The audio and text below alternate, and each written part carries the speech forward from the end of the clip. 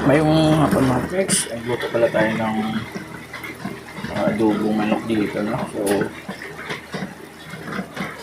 yan, malamig ang panahon, adobong manok tayo mga Tex. So, luto na adobong manok natin. So, lipat natin siyempre. Aray mo.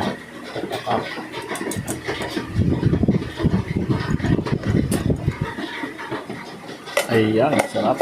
Luto natin pala siya. So, kanaubos na tayo ng gas, no? So, ito na ang gagawin nyo. Para-paraan mga teams.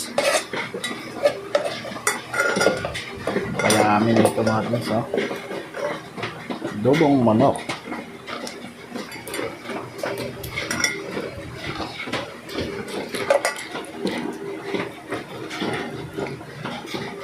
Dahil malamig ang panahon, so ano panintay natin? Ata.